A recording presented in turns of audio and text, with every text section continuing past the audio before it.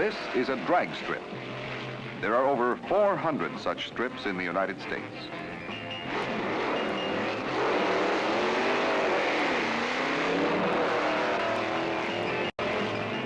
And more than 5 million people attend drag races every year.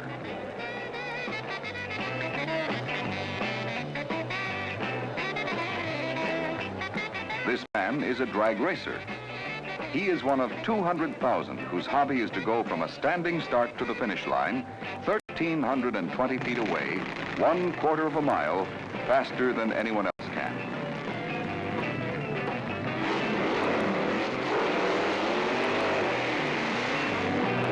This is drag racing. A car traveling at a steady 60 miles an hour takes 15 seconds to travel a 1/4 mile. From a standing start, this dragster driver will cover the same distance in about 8 seconds. And he will be traveling close to 200 miles an hour when he crosses the finish line. That is acceleration.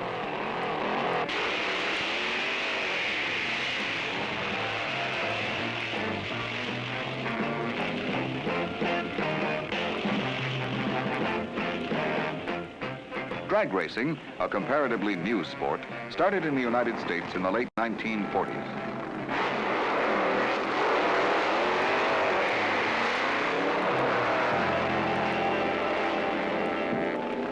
I'll never slow up, no I don't take shit. I got no love for the fakeness. If you wanna play tough and wanna hate this, I'll always show up. We're at Pomona, California, no, the I don't National take Hot shit. Rod Association Winternationals, one of 2 main annual events in drag racing in the United States. 75,000 spectators appear, No, I don't take shit. and 500 competitors from all over North America.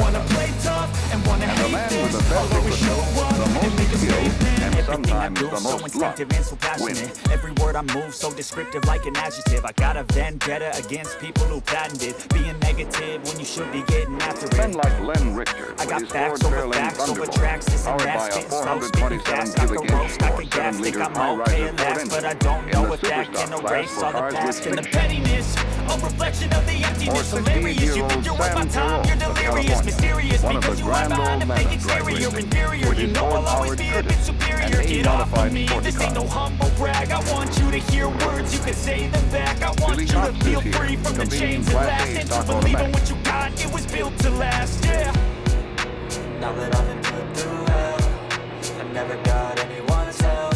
And Gas Rhonda, world point champion in stock cars for 1964. I don't ever slow up, no I don't take shit. I got no love for the fakeness. All If the you wanna hoopla play and tough ballyhoo and of a wanna state hate fair this, is in I'll the air, always show plus all up the and make a excitement of statement. I motorsport. don't ever slow up, no I don't take shit. I got no love for the fakeness. If you wanna play tough and wanna hate this, I'll always show up and make a statement. Gonna learn the consequence of being incompetent. Mental health is confidence, dreams and some modestness. I'm not here to save the day, that's for you to take away. I could play a million Drag mind games, racing but is it's not essentially a simple something not sport, illogical, driving in something a not straight typical. line from a Rub it on standing and watch start it for go. a 1/4 Make yourself mile. unstoppable. Dreams are But when you're sitting irresponsible, behind but they're always 1,400 possible. If you just horsepower, believe, you nestled could in be a so remarkable. 1,300-pound In my car, head, a collage just in going this straight thread. I'll be becomes a great very one day, busy going off pastime. of my meds. No, I'm not giving up, no, I'm not giving in. I will make it to the top, taking off in the wind. I gotta make it. I'm saving every day to taste it. I'm patient, but my mind, it can hardly take it. I'm chasing a dream that I've had for several ages. A vacant modern kingdom for the taking.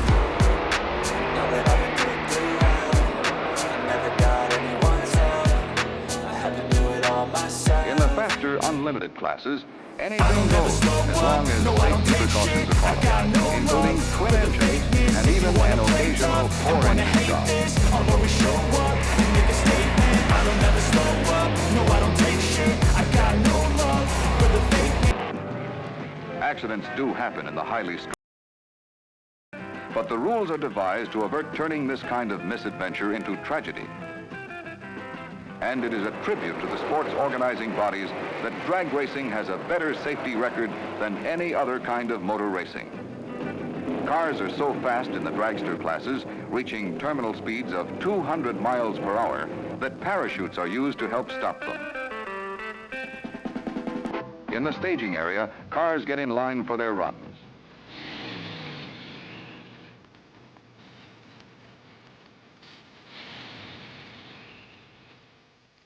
The cars are started by the Christmas tree, an anticipated start system that tells the driver when he can go and automatically disqualifies him if he starts too early. The green light starts the clock, and an electric I-beam stops it, measuring elapsed time to the thousandth of a second. A flashing arrow points to the winner's lane so the crowd can tell who wins the close ones.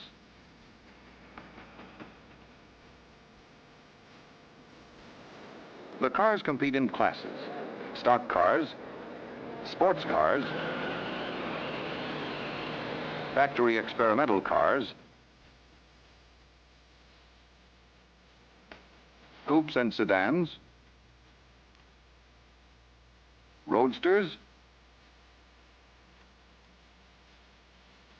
and the out-and-out dragsters, sometimes called slingshots or rails.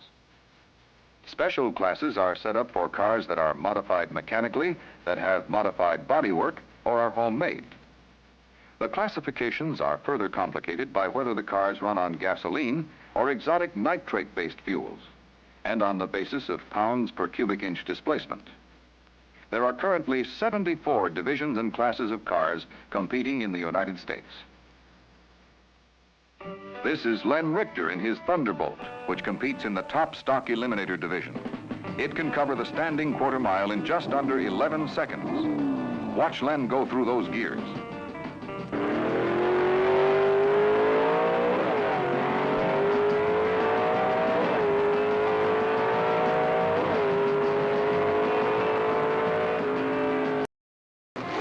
These AA fuel dragsters are producing approximately 1,400 horsepower, and managing one of them under full throttle is no job for the faint of heart. The hours in this office aren't long, but the demands are rather severe. The other premier event in American drag racing is the Nationals, held at Indianapolis Raceway Park, Indiana. This event draws more spectators and entrants than Pomona, with some 125,000 fans watching 1,250 cars compete over the 5-day event. This is American backyard engineering at its best. The dragsters are meticulously prepared, often on shoestring budgets, and perfected after at least a couple of years of hard-earned experience at the drag strips.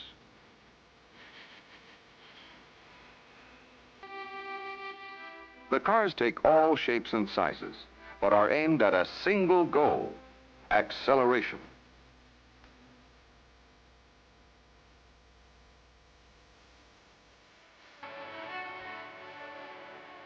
For maximum acceleration, the builder of a drag racer must get as much power as possible to the wheels, maximum traction between wheels and pavement, and carry as little weight as possible. So the builder soups his engine as much as he can within the regulations for his class.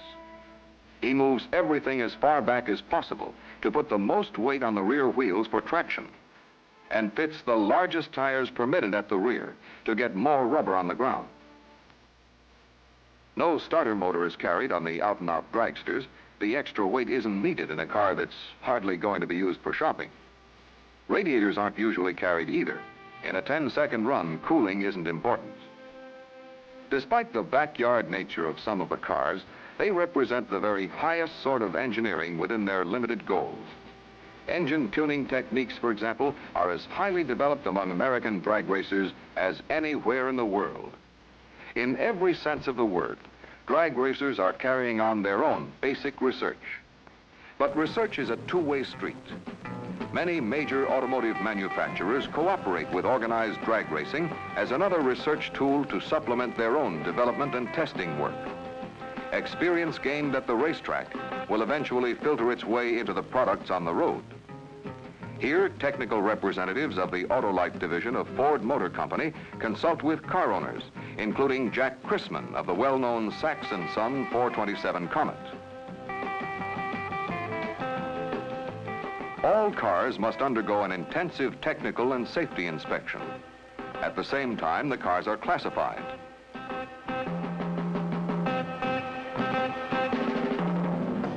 Tension begins to build. Everything is checked 100 times, then once more. Tire pressures, for example, have to be just right to get the maximum traction.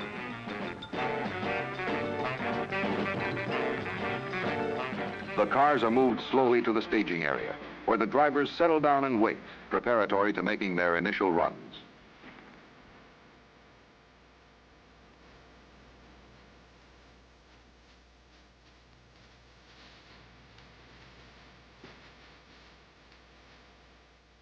The drivers of the big exotic fueled dragsters don their flame-proof suits and masks. Then come practice runs, time trials, and the actual elimination runs. Connie Kalita, one of the most successful of the dragster drivers, prepares for a run. Trophies are awarded for fastest elapsed times, fastest trap speeds, and top eliminators, drivers who have topped the other drivers in their class, but who haven't necessarily posted lowest times or fastest speeds.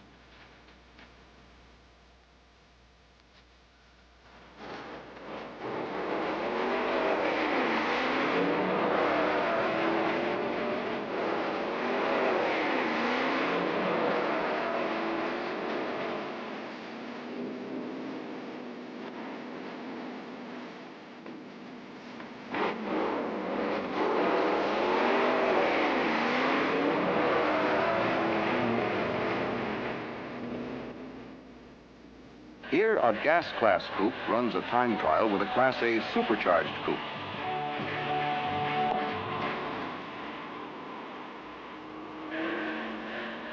Supercharging is used to increase power, and all of the big unlimited dragsters are supercharged.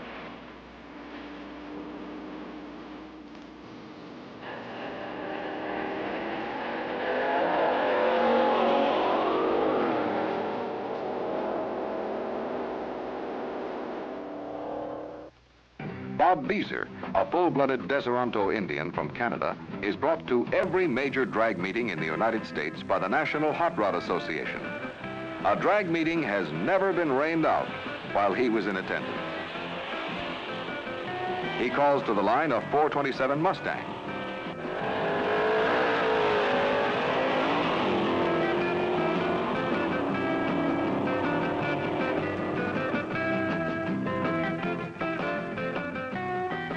Everyone runs for trophies, cash, and for awards and equipment that consist of everything from wrenches and spark plugs to complete cars. Although drag racing began in America, it is now gaining worldwide popularity. Crowds in Britain, South Africa, Mexico, and other countries are flocking to drag strips. Here in England, in the late summer of 1964, fans turned out in droves for the first British International Drag Racing Festival.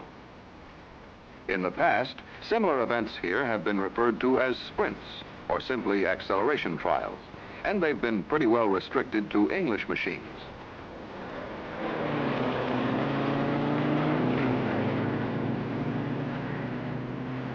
So this is the first glimpse for the British of such single-purpose American machines as this dragster owned by Doug Church from Long Beach, California, or Tony Nancy's Wedge 2.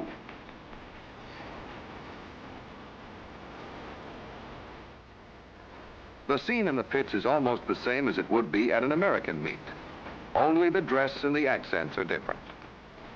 Here, Don Garlitz, the big daddy of American drag racing, prepares for an all-out run in his Wins Jammer. Don was the first person to consistently break 200 miles per hour in the quarter mile. If the English think the American cars are strange-looking, the corresponding reaction must be recorded on the part of the American team.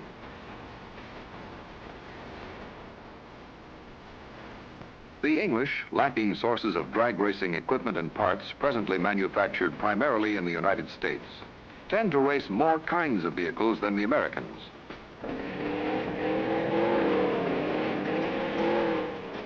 Former Grand Prix cars, go-karts, motorcycles, even an antique Napier appear in the pits. Motorcycles in particular are very popular, and when adapted for drag racing, provide wild and exciting action.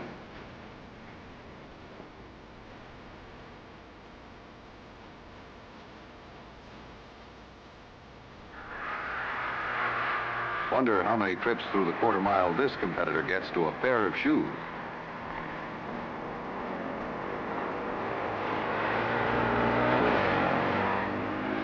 Although the English racing fans have had considerable experience with acceleration trials, they certainly had never seen anything like the all-out American dragsters. The Wedge 2, with rear engine and full streamlining, is one of the most technically advanced cars in the business, and the British were impressed by its outstanding performance.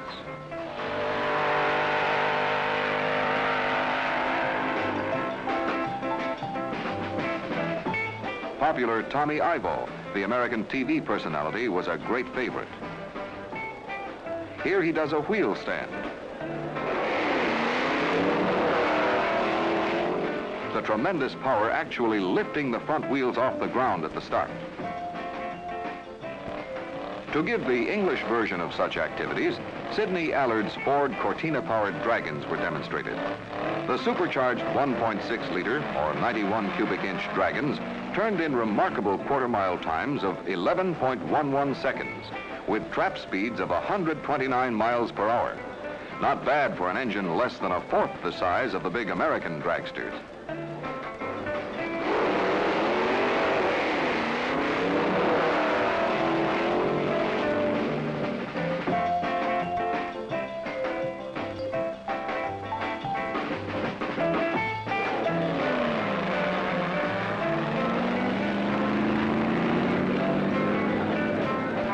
And so, drag racing goes international. Early in 1965, the sport was recognized by the FIA, the international sanctioning body for motorsports events, and the exchange of teams probably will continue in the future. This, then, is drag racing. And throughout the world, drivers are making it the most exciting new event in motorsports as they meet the challenge of that short quarter mile, a mere 1,320 feet.